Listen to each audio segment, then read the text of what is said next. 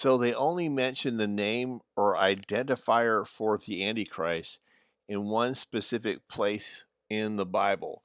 That's the book of Revelation, chapter 9, colon 1 1.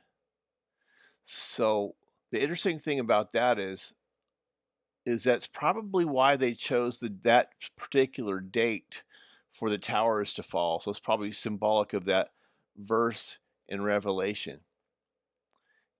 So I'm going to read that verse for you. It says, "And they had a king over them, which is the angel of the bottomless pit, whose name in the Hebrew tongue is," I hope I'm pronouncing this right, Abaddon, but in the Greek tongue, he has the name Apollyon, which means like Apollo, right? And if you think about Revelation 9, colon 1 1, I wonder if that's symbolic of the reason why they chose that particular date for the towers to fall. But in any event, most people translate either Abaddon or Apollyon as destroyer, which is interesting because, like, in CERN, they have a Shiva statue outside of CERN, and Shiva is the Hindu god called the destroyer. Also, what's interesting about CERN, it was built over the site where once stood a temple to Apollo, like the name Apollyon. But regardless of that, which is interesting to me, I have an alternate hypothesis for the meaning of Abaddon as the name or identifier of the Antichrist in Revelation 9, colon 1 1. So if you take that name apart, it has AB at the beginning of it, or Ab, kind of like Abba or something, AB.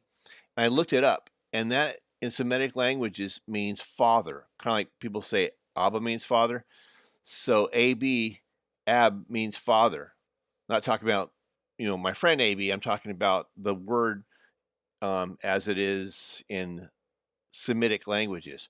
So then the second part of that name, Addon, means base or pillars of a temple.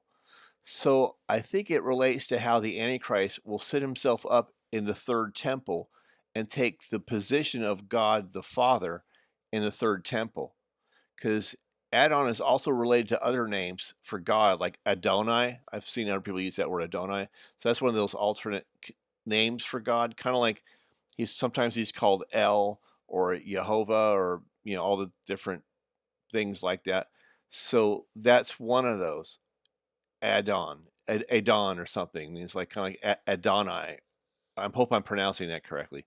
But in any event, so the Ab part means father. The Addon or whatever part of that basically means like a base or pillars, specifically to like a temple. So I thought that was interesting. I included pictures in here of the evidence as I found it. So, is it mean something different? I don't know, but I thought it was interesting to me.